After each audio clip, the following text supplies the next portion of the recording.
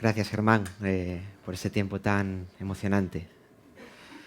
La verdad que es un gran privilegio que nos podamos reunir esta mañana y abrir la Biblia para escuchar y aprender más sobre Dios. Hay mucha gente que desearía estar aquí y no puede. Así que no perdamos eso jamás de vista. Y bueno, si tenemos momentos como el que acabamos de vivir, pues, ¿qué más podemos pedir, no? Creo que todos estamos disfrutando muchísimo este tiempo de estudio del Evangelio de Marcos. Creo que está siendo un tiempo muy bueno para la Iglesia, estamos aprendiendo todos muchísimo, tanto por las predicaciones aquí como por los devocionales luego durante la semana. Y estudiar la palabra de Dios es nuestro alimento diario. Y os puedo asegurar que estas semanas en que he estado preparando este mensaje, para mí ha sido como un banquete, ¿no? Un gran banquete. Venimos de las fiestas en las que todos hemos tenido comidas y cenas especiales y algunos todavía tenemos el roscón por ahí atravesado en algún Michelin.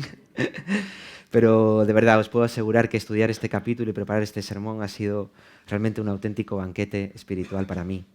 Y espero poder transmitiros algo de lo que el Señor me ha bendecido con este capítulo. Así que llegamos al Evangelio según San Marcos, capítulo 11. Y es un capítulo que es realmente trascendental por varios motivos. En primer lugar, porque con este capítulo Marcos ya nos introduce en lo que será la última semana de vida y de ministerio de Jesús aquí en la tierra. Es muy curioso que casi el 35% más o menos del material que tenemos escrito por los evangelistas, el 35% aproximadamente se corresponde solo a la última semana. Es decir, dedican un espacio muy importante, los 4 evangelios, especialmente Juan, pero los 4 evangelistas, a detallarnos, a relatarnos con todo detalle los hechos que van a ocurrir en esta semana. Así que yo creo que aquí hay, es muy importante, el Espíritu Santo ha querido que sea así, porque realmente lo que va a pasar en esta semana es trascendental. Y en segundo lugar, este capítulo 11, vamos a encontrarnos 2 de los hechos más reconocidos que tenemos en la vida de Jesús. Si yo os hablo y os pregunto sobre la entrada triunfal, todos inmediatamente sabéis de qué estamos hablando. Y si os pregunto y os digo de la purificación del templo, probablemente también, todos casi sepáis, seáis de trasfondo cristiano o no. Son 2 episodios de la vida de Jesús que han pasado como a la historia colectiva de nuestro mundo cristiano, de nuestro mundo occidental, ¿no? Son dos episodios realmente muy importantes y de hecho la entrada triunfal la seguimos celebrando a día de hoy, el Domingo de Ramos, ¿no? Se conoce. Así que estos 2 eventos son realmente muy importantes y nos lo va a narrar Marcos aquí. En tercer lugar, y ya para finalizar esta introducción, remarcar que el significado de este capítulo. En este capítulo, estos 2 hechos y alguno más que tenemos son parte del gran plan soberano de Dios para el pueblo de Israel. Y se dan cumplimiento aquí a numerosísimas profecías que recorren toda la Biblia y que en este episodio que vamos a estudiar hoy va a tener cumplimiento. Lo que quiero decir es que el día exacto que vamos a estudiar hoy fue anunciado por los profetas cientos, miles de años antes incluso. Así que esto tiene una riqueza tremenda y a poquito que escarbemos nos vamos a dar cuenta de ello. Es como un gran iceberg. Hace unos domingos creo que alguien ponía también desde aquí este ejemplo, ¿no? Vemos la narración, pero debajo en la superficie hay muchísimo para sacar. Así que bueno, vamos a ir ya a dar lectura al capítulo 11 de según Marcos. Los que tengáis la Biblia podéis acompañarme, los que tengáis el móvil también. Y dice así, Marcos capítulo 11, cuando se acercaban a Jerusalén junto a Betfagé y a Betania, frente al monte de los olivos, Jesús envió 2 de sus discípulos y les dijo, id a la aldea que está enfrente de vosotros, y luego que entréis en ella hallaréis un pollino atado, en el cual ningún hombre ha montado. Desatadlo y traedlo. Y si alguien os dijere, ¿por qué hacéis esto?, decid que el Señor lo necesita y que luego lo devolverá. Fueron y hallaron el pollino atado afuera a la puerta, en el recodo del camino, y lo desataron. Y unos de los que estaban allí les dijeron: ¿qué hacéis desatando el pollino? Estos entonces les dijeron como Jesús había mandado, y los dejaron. Y trajeron el pollino a Jesús, y echaron sobre él sus mantos, y se sentó sobre él. También muchos tendían sus mantos por el camino, y otros cortaban ramas de los árboles y los tendían por el camino. Y los que iban delante y los que venían detrás daban voces diciendo: Hosana, bendito el que viene en el nombre del Señor. Bendito el reino de nuestro padre David que viene. Hosana en las alturas. Y entró Jesús en Jerusalén y en el templo, y habiendo mirado alrededor todas las cosas, como ya anochecía, se fue a Betania con los 12. Al día siguiente, cuando salieron de Betania, tuvo hambre, y viendo de lejos una higuera que tenía hojas, fue a ver si tal vez hallaba en ella algo. Pero cuando llegó a ella, nada halló, sino hojas, pues no era tiempo de higos. Entonces Jesús dijo a la higuera: nunca jamás coma nadie fruto de ti. Y lo oyeron sus discípulos. Vinieron pues a Jerusalén, y entrando Jesús en el templo, comenzó a echar fuera a los que vendían y compraban en el templo, y volcó las mesas de los cambistas y las sillas de los que vendían palomas, y no consentía que nadie atravesase el templo llevando utensilio alguno. Y les enseñaba diciendo: ¿no está escrito: mi casa será llamada casa de oración para todas las naciones? Mas vosotros la habéis hecho cueva de ladrones. Y lo oyeron los escribas y los principales sacerdotes, y buscaban cómo matarle, porque le tenían miedo, por cuanto todo el pueblo estaba admirado de su doctrina. Pero al llegar la noche, Jesús salió de la ciudad. Y pasando por la mañana, vieron que la higuera se había secado desde las raíces. Entonces Pedro, acordándose, le dijo: Maestro, mira, la higuera que maldijiste se ha secado. Respondiendo Jesús les dijo: tened fe en Dios, porque de cierto os digo que cualquiera que dijere a este monte: quítate y échate en el mar, y no dudare en su corazón, si no creyere que será hecho lo que dice, lo que diga le será hecho. Por tanto, os digo que todo lo que pidiereis orando, creed que lo recibiréis, y os vendrá. Y cuando estéis orando, perdonad si tenéis algo contra alguno, para que también vuestro Padre que está en los cielos os perdone a vosotros vuestras ofensas. Porque si vosotros no perdonáis, tampoco vuestro Padre que está en los cielos os perdonará vuestras ofensas. Volvieron entonces a Jerusalén, y andando él por el templo, vinieron a él los principales sacerdotes, los escribas y los ancianos, y le dijeron: ¿con qué autoridad haces estas cosas? ¿Y quién te dio autoridad para hacer estas cosas? Jesús respondiendo les dijo: os haré yo también una pregunta. Respondedme, y os diré con qué autoridad hago estas cosas. ¿El bautismo de Juan era del cielo o era de los hombres? Respondedme. Entonces ellos discutían entre sí, diciendo: si decimos del cielo, dirá: ¿por qué pues no le creísteis? ¿Y si decimos de los hombres? Pero temían al pueblo, pues todos tenían a Juan como un verdadero profeta. Así que respondiendo dijeron a Jesús: no sabemos. Entonces, respondiendo Jesús les dijo: tampoco yo os digo con qué autoridad hago estas cosas. Muy bien, el título para el mensaje de hoy es El Rey Prometido. Como todos sabemos, los judíos llevaban siglos esperando la venida del Mesías, la venida de un rey, un libertador, prometido por los profetas, que habría de dar libertad al pueblo y restaurar el reino de David. En Marcos 10 nos hemos quedado en Jericó. Si recordáis la predicación de la semana pasada, Tony nos expuso maravillosamente bien, y quedamos allí en Jericó con Jesús ya enfilando Jerusalén. Allí sana a Bartimeo, y por el relato de Juan sabemos que Jesús, antes de llegar a Jerusalén, se dirige a Betania. Allí había hecho uno de sus milagros más increíbles, había hecho la resurrección de Lázaro.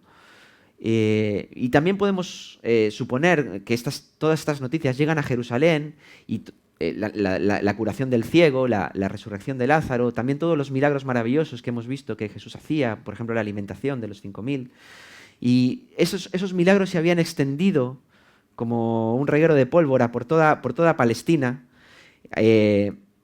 y Jesús ya era famosísimo en este momento de su ministerio. En un momento él lo quiso llevar todo en secreto, pero en este momento ya había explotado y había muchísima expectación con su llegada a Jerusalén. Muchos, al presenciar y oír los milagros que hacía Jesús, sin duda pensaban que Jesús era el Mesías prometido, el rey prometido, el líder político y militar que estaban esperando desde hacía siglos. Y realmente tenían razón, lo era. Lo que pasa es que ellos esperaban un rey que les librase de una forma que Jesús no lo iba a hacer.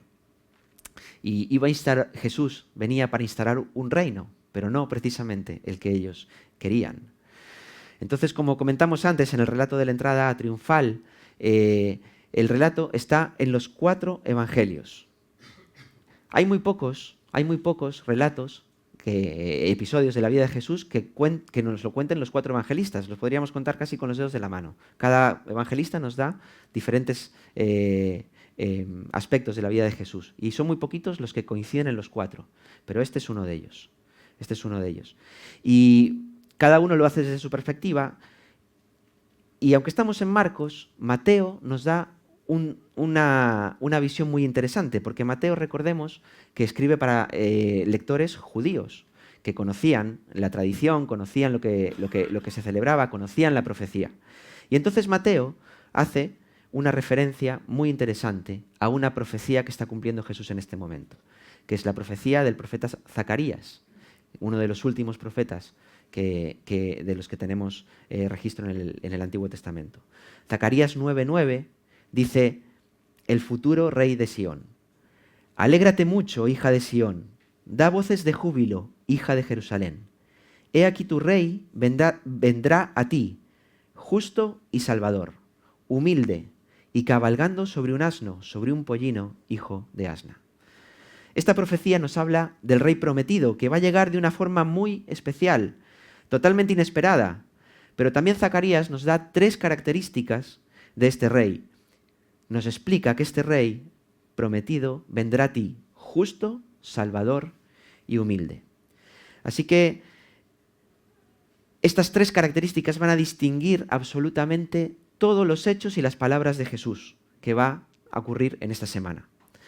Así que aunque Marcos no cita directamente esta profecía, digamos que esta profecía está en la parte que no se ve del iceberg, ¿no? En esa parte que tenemos que escarbar un poquito. Me he tomado la libertad exegética de coger estos tres aspectos para que nos vayan guiando en el estudio del capítulo de hoy. Así que vamos a ver cómo el rey prometido es un rey humilde, el rey prometido es un rey salvador y el rey prometido es un rey justo. Así que en primer lugar, el rey prometido es un rey humilde. Uno de los temas centrales que hemos estudiado a lo largo de todo el Evangelio de Marcos es que Jesús vino aquí a presentarse como un siervo. Leíamos la semana pasada el que es el versículo clave del Evangelio. El Hijo del Hombre no vino para ser servido, sino para servir y dar su vida en rescate por muchos. Así que en numerosas ocasiones vemos a Jesús enseñando esta verdad. Debéis haceros como niños, no busquéis los primeros lugares, sed servidores de todos, no queráis ser los más importantes, los mayores, ¿no? Y la llegada a Jerusalén, realmente podemos ver también un ejemplo de esta realidad que Jesús quiere enseñar. Jesús le da 2 órdenes muy precisas a 2 discípulos y le dice: id a esta aldea, vais a encontrar el pollino y va a pasar esto, esto y esto. El versículo 3 dice: si alguien os pregunta por qué hacéis esto, decid que el Señor lo necesita y que luego lo devolverá. ¿Sabéis? Un detalle interesante en el libro de Marcos es que prácticamente nadie llama Señor a Jesús. En otros evangelios sí, pero en Marcos solo hay una persona que se dirige a Jesús como Señor. ¿Sabéis quién es? Pregunta de nota, ¿eh? La estudiamos en Marcos capítulo 7. Fue la mujer sirofenicia. O sea que fijaros qué detalle tan bonito. Una mujer extranjera es en todo el Evangelio la única que llama Señor a Jesús. Y en este momento Jesús se llama a sí mismo Señor, pero podemos suponer en la historia que los discípulos van a la aldea, se encuentran, como Jesús les había dicho, al burrito, y los dueños vienen, ellos empiezan a desatarlo, los dueños vienen y dicen: ¿qué pasa? ¿Qué estáis haciendo? El Señor lo necesita. El Señor lo necesita y ellos inmediatamente lo ceden, ¿no? Es muy bonito este detalle. Y Eso también nos da a entender que a veces entendemos la humildad de una forma incorrecta, y la humildad no tiene nada que ver con falta de autoridad, ni falta de poder. El Señor tenía autoridad, tenía poder, pero Él decide despojarse de los derechos que tendría como rey, y tendría todos los derechos habidos y por haber, ¿no? Como rey y como creador del universo, pero Él decide despojarse de todo eso. ¿Qué es un pollino? Un pollino es un asno joven, un burrito, ¿vale? Y nos dice la Biblia que nadie había montado en él. No tenía montura, así que los discípulos improvisan una con sus mantos, y así Jesús, el Rey prometido, se dirige a su ciudad, a Jerusalén, en un animalito humilde, que no es suyo, lo devolverá, nos dice Marcos cuando acabe, y sin montura, montando sobre los mantos de los discípulos. Esta figura es muy conmovedora. Y tenemos también una imagen en el Antiguo Testamento que prefiguraba esto que iba a ocurrir. Y es la coronación del rey Salomón. En 1 Reyes 1, el rey David ya es muy anciano, está sufriendo una revuelta, uno de sus hijos, Adonías, se ha autoproclamado rey, y entonces David, que ya está casi en el lecho de muerte, dice, no, esto no puede pasar. Así que manda llamar a Salomón y lo hace montar en una mula, nos dice ahí el texto, ¿vale? Y recordemos que David tenía todo preparado para construir el templo, todos los materiales, el terreno comprado, y Dios no se lo permite, porque sus manos eran unas manos que estaban manchadas de sangre, eran manos de un guerrero. Sin embargo, será su hijo Salomón como un rey de paz que tuvo esa misión y ese privilegio de construir el templo de Dios. El asno, la mula, el burrito, realmente no son animales de guerra. Nadie iría a una batalla con ellos, ¿verdad? Nadie se presentaría en una ciudad que acaba de someter, pues montado en un burrito, porque no da esa imagen de autoridad, ¿no? Pero el rey prometido realmente es un rey humilde, que viene proclamando paz, no guerra. Acabamos de pasar la temporada de Navidad y recordábamos mucho este versículo, Isaías 9:6. Un niño nos es nacido, hijo nos es dado, y el principado sobre su hombro, y se llamará su nombre admirable, consejero, Dios fuerte, Padre eterno, príncipe de paz. Jesús viene a Jerusalén anunciando paz. Desde luego que Jesús, había muchísima expectación esperándole, pero no cumplía los anhelos políticos, guerreros, que la mayoría de los judíos esperaban. Porque Jesús no vino para ser servido, sino para servir y dar su vida en rescate por muchos. Así que Jesús, podemos decir que cumple la profecía. Jesús es el rey prometido y es un rey humilde. En segundo lugar, el rey prometido es un rey salvador. Fijémonos que una gran multitud acompañaba a Jesús desde Betania, y nos dice que otra gran multitud recibe a Jesús. Como decíamos, que Jesús era ya súper famoso, ¿vale? En esas alturas de su ministerio. Y había muchísima gente en Jerusalén. Vamos a dar un poco de contexto. Se acercaba la fiesta de la Pascua. Dios había ordenado celebrar 7 fiestas anuales a los israelitas, ¿no? Eran 4 en primavera, 3 en otoño. Y la primera fiesta de primavera era la fiesta de la Pascua. Algunos eruditos calculan que Jerusalén podía recibir entre 100.000 y 250.000 peregrinos en esta época. Si Jerusalén tenía 80 o 90.000 habitantes, nos podemos hacer una idea de la cantidad de gente que se juntaba allí en esta época. Yo recuerdo en la escuela dominical cuando veíamos las fotos, los dibujitos, ¿no? A veces de la entrada triunfal, vemos ahí unas personitas que están ahí Eran multitudes, no eran cientos, eran miles de personas. Venían muchísimos judíos de toda Palestina, Galilea, todo ese territorio alrededor de Jerusalén, pero también viajaban muchísimos judíos que estaban repartidos por todo el Imperio Romano y los países de alrededor. ¿vale? Que acudían a la fiesta de la Pascua. Era una fiesta a la que todos los israelitas debían acudir. Y también yo creo que es importante que recordemos en qué consiste la Pascua. Es la conmemoración de la liberación por la esclavitud en Egipto. Egipto estaba, recordáis, ¿no? Egipto prácticamente destruido por las 9 plagas que Dios envía, y Faraón, con su corazón cerrado, no deja que el pueblo de Israel salga en libertad, ¿no? Y Dios, por medio de Moisés, da un aviso a Faraón, de que si no dejaba ir a su pueblo, todos los primogénitos serían muertos, todos. Pero para el pueblo de Israel había una manera de evitar que esto ocurriese. Un acto de fe que las familias israelitas debían hacer. Debían tomar un corderito, sacrificarlo, asarlo y comerlo. Pero con la sangre debían marcar, ¿os acordáis, no?, las puertas y el dintel de la casa donde iban a comer. Y de esa manera el ángel del Señor pasaría por esa casa y no ejecutaría la plaga, y el primogénito no moriría. Dios dice allí en Éxodo que esto es la Pascua del Señor. Así que a partir de ese momento, todas las familias hebreas, judías, debían escoger un corderito, un macho de 1 año, sin mancha, sin defecto, y el día 10 del mes de Nisán, que es el mes de marzo, abril nuestro, ya debían tenerlo escogido, y debían custodiarlo, cuidarlo, hasta la tarde del día 14 del mes de Nisán. ¿Por qué se sacrificaba el día 14? Bueno, el calendario judío es un calendario lunar, no es como el nuestro, ¿vale? Era un calendario que estaba basado en el movimiento ¿sí?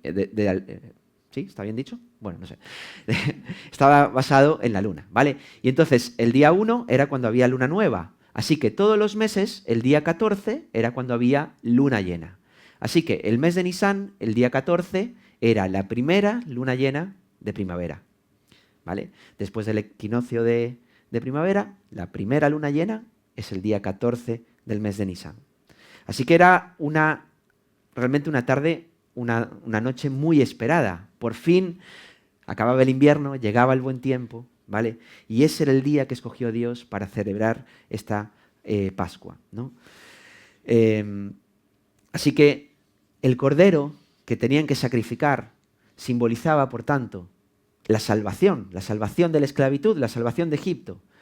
Y simbolizaba también la necesidad de que una víctima inocente fuese sacrificada, ¿no? Una de las tradiciones de la Pascua es cantar unos salmos especiales, que se llaman el Jalel, que son los salmos que van del 113 al 118.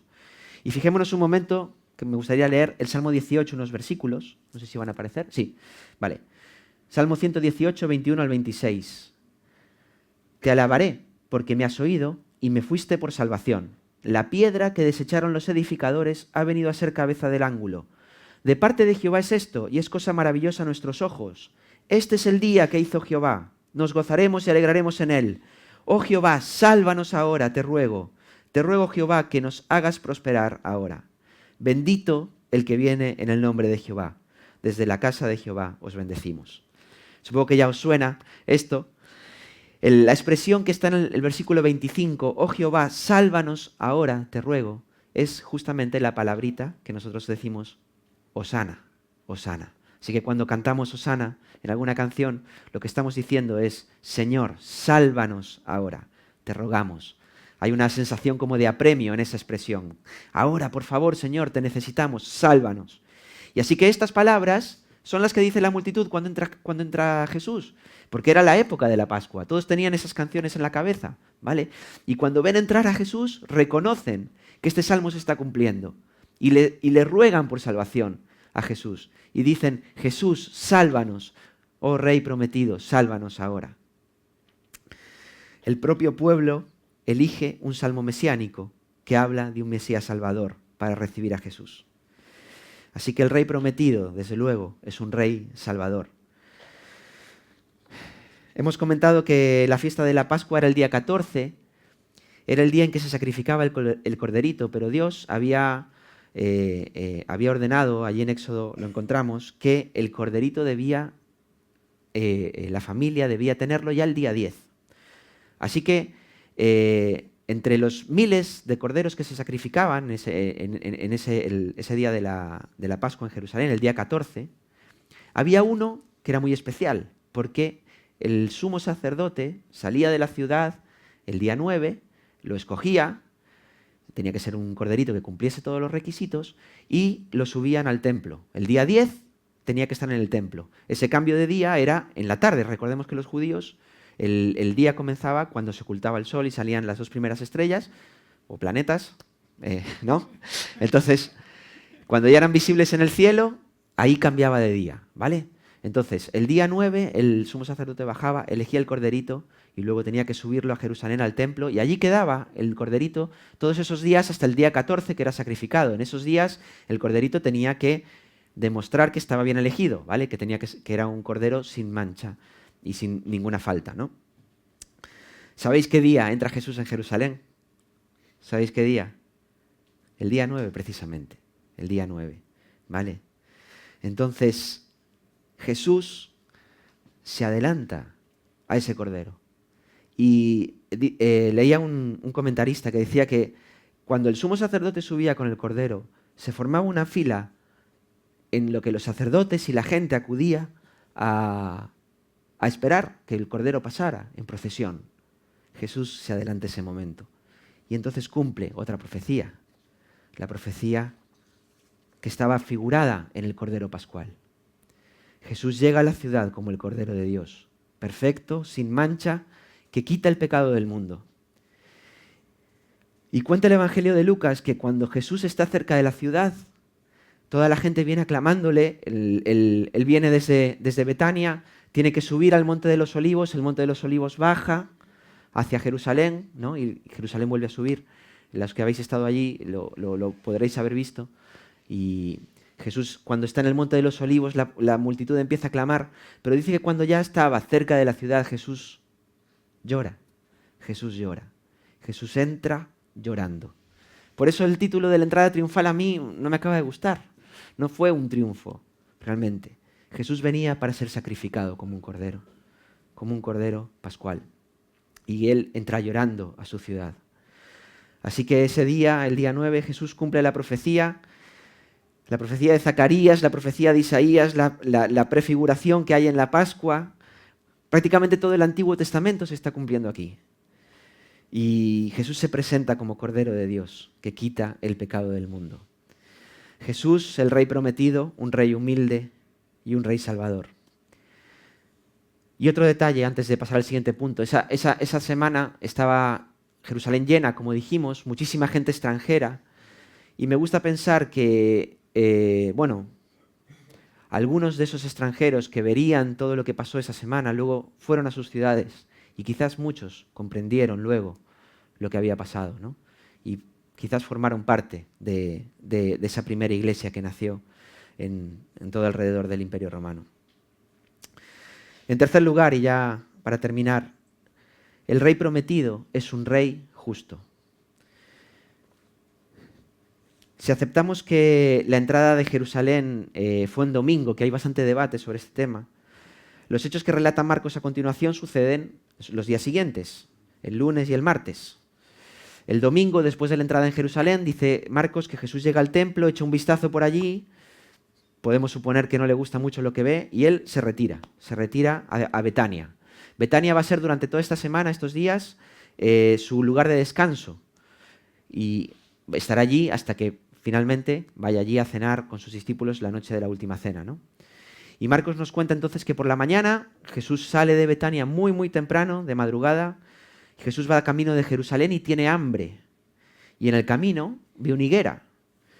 Y este realmente es uno de los pasajes más extraños que encontramos en los evangelios, porque realmente nos presenta un Jesús que nos sorprende y nos deja un poco descolocados, ¿no? De hecho, me he encontrado que hay bastante ataque al cristianismo a raíz de este pasaje, ¿no? Cómo Jesús actúa de una manera tan caprichosa, ¿no? Tan egoísta, porque además Marcos nos dice, no, es que no era tiempo de frutos, Jesús está buscando higos en un momento que no debía haberlos, ¿no? Y Jesús maldice a la higuera se seca, ¿no? Y bueno, la respuesta no es sencilla, así que bueno, yo aquí le dejo la pelota a nuestro pastor Walter, que supongo que abordará el tema de forma muy buena en los devocionales. Pero bueno, vamos a decir alguna cosita. Y yo creo que todo adquiere sentido si lo estudiamos en conjunto con lo que va a continuación de este capítulo y en los siguientes, ¿vale? Jesús va a comenzar una confrontación durísima con los principales sacerdotes y con los representantes del judaísmo, que ellos ya han decidido matarle, ya han tomado la decisión, a este hombre hay que matarlo. Y va a estar todos estos días, lo vamos a estudiar a continuación en estos próximos domingos, siendo confrontado y con una batalla con ellos, ¿no? Que buscaban la manera de acusarle, de hacerle caer en alguna trampa para poder encontrar una excusa y poder matarle, ¿no? Y entonces, si volvemos al episodio de la higuera, Jesús ve la higuera en el camino y aunque no era tiempo de higos, la higuera estaba frondosa, estaba bonita, tenía un aspecto lozano que hacía pensar que podría tener fruto. Pero la realidad cuando Jesús se acerca es que esa higuera prometía algo que no tenía, porque no había nada en ella para comer. Esa higuera no alimentaba, no saciaba, solo generaba frustración a los que se acercaban a buscar fruto en ella. Y esto es probablemente un símbolo de lo que sucedía con la religión establecida, con el judaísmo. La ciudad estaba abarrotada de fieles, el mercado religioso estaba en su máximo esplendor, generaba un beneficio económico estupendo a toda la ciudad, los oficios religiosos y los rituales se ejecutaban de forma perfecta, el templo era una maravilla de la antigüedad. Herodes hizo un edificio que la gente iba a conocerlo.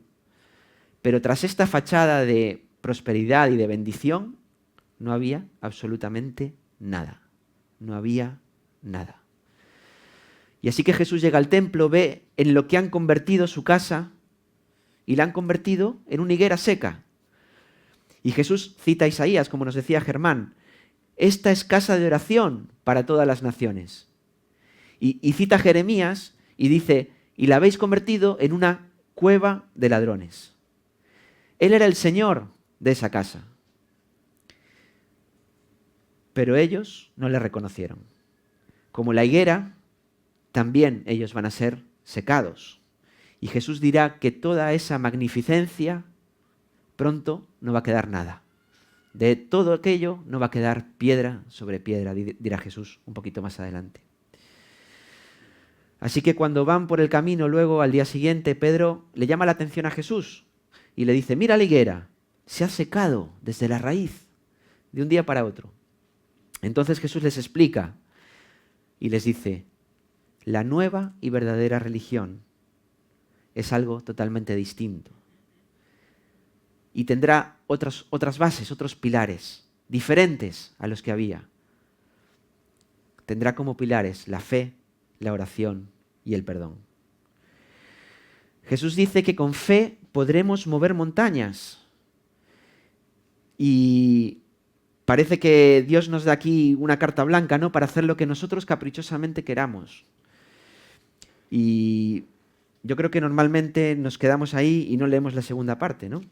Cuando estéis en oración, perdonad. ¿Qué será más fácil o más difícil? ¿Tener fe para mover a una montaña? Cuando Jesús dice, esta montaña se está refiriendo al monte del templo.